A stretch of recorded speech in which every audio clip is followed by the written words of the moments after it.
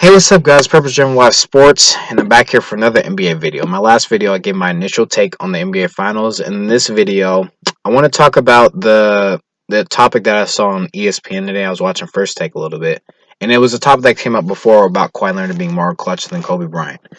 And my initial take on this is, I'm going to say this: do I like the conversation? No, and here's why.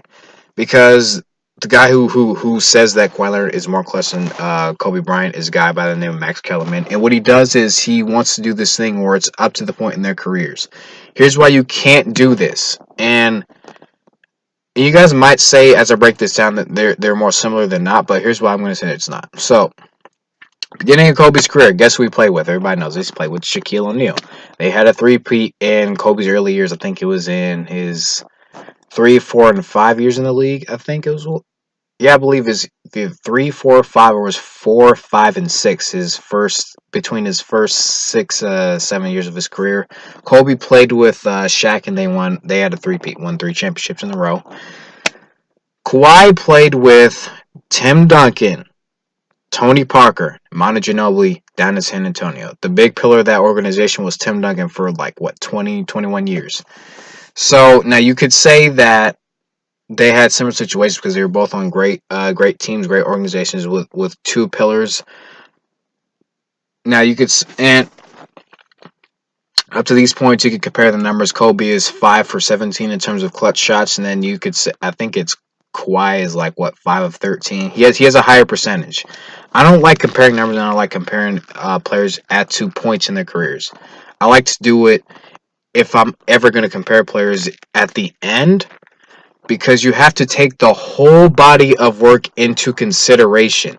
And the fact that you want to say that Kawhi, and here's what also Max says, and you can go watch the video, it's on ESPN. He likes to say Kobe was not as great a defender as Kobe was. He also said that Kobe defends when he wants to. Let me break this down to you. Kawhi, I think, is what a 3-time All Defensive First Teamer. Kobe's a 9-time All Defensive First Teamer. I think he's 12 times All in All. I think he's a 3-time second team All Defensive Team player. Kobe played defense early in his career and late into his career. I think his last great year was when he was like 34 in his 16th year. So I think it was 2011, 2012 was his last defensive All Team. Let's stop that notion, because Kobe took on the challenge on both ends of the court, and he still averaged 28 points a game for it was like a 10-year stretch when Kobe was just scoring off the charts. And another thing is that Kobe was in more situations because guess what? Shaq left early on, and even when Tim Duncan retired, right as Kawhi began to ascend, Kawhi still had LaMarcus Aldridge. So Tim Duncan left Kawhi Leonard right when he's beginning to ascend. Kawhi had LaMarcus Aldridge. He still had Tony Parker. He still had Manu Ginobili, who are guys who could play also in the clutch. You can't compare that. It's not fair. And plus, those guys were winning more with Kawhi Leonard than when Shaq left Kobe, who Kobe had nobody else. So of course he's going to take more shots and be less efficient because there's nobody else on the team who could really trust and can be as efficient as Kobe. So yes, there's also that you take into effect. This is why I don't like this, because, and he's also want to compare. You can't compare numbers. You can't do that because there's different situations. The reason you want to know why Kawhi is taking less shots and been more efficient, because he doesn't need as many opportunities to do it, because you had teammates who were there and they were winning by far more, by 20 plus points in San Antonio than when Kobe was winning without Shaq in LA, when there was no other superstar or other complimentary star with him.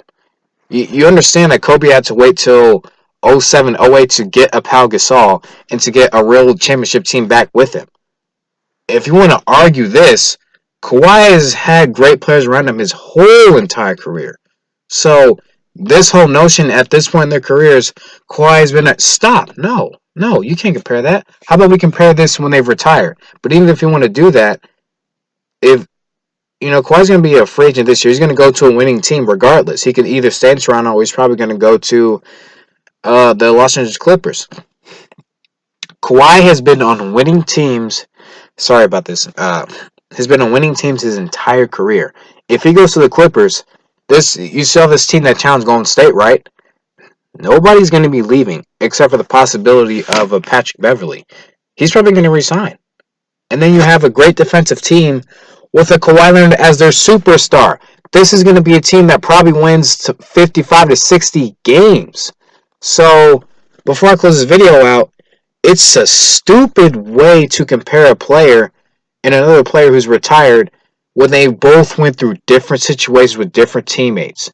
Kobe's had different coaches throughout that whole time when Shaq left until, like I said, 07, 08, 08, 09, 09, 10, when Phil Jackson came back. Because he left once Shaq left. And then Kobe had, I don't even remember who the hell Kobe's coach was. Because that time in Kobe's career was ridiculous. That 5-year stretch. Well, I think it was a 3 or 4 year stretch. Yeah, probably 5 years was overstating it, but 3-4 year stretch when he had nobody.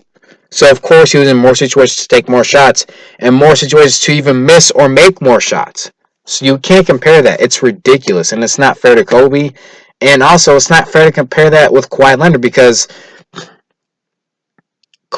he's just been in a better situation and a better situation to succeed.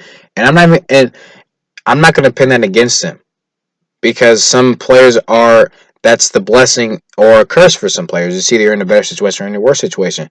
For Kobe, some people want to use it as a situation in Mac Kellerman's case to kind of, I don't know how to explain it, but I just don't think he can do that. It's not fair to Kobe. It's not fair to Kawhi, especially because at this point he's had better teams with him. So, and plus, I'm also going to say this: he wasn't always the best player on that team, and even though he won the Finals MVP before he ascended, and this is to Max Kellerman, Kawhi Leonard only averaged 18 points, and he had a Tim Duncan, a Manu Ginobili, and a Tony Parker to support him in that situation. And then in the next 2 years, he had a LaMarcus Aldridge as another scoring option. Then he still had Tim Duncan at the end of his career, who was a great rim protector still, even in the 20th year of his career. So you can do that, and it's just ridiculous what kind of comparison this is. It's ridiculous, man. So that's going to do it for this video. It's my breakdown and analysis on this Kawhi Leonard versus Kobe Bryant thing at this point in their careers. How about we just compare them when the careers are over, when we see what they've really truly done? Because to me, Kobe's probably a top 10, could be a top 5 player with the way his killer instinct, his great accomplishment. So that's all I got to say about that. This is my take on this, the Kobe Bryant versus Kawhi. Thank you guys for listening, and I'll see you guys in another video.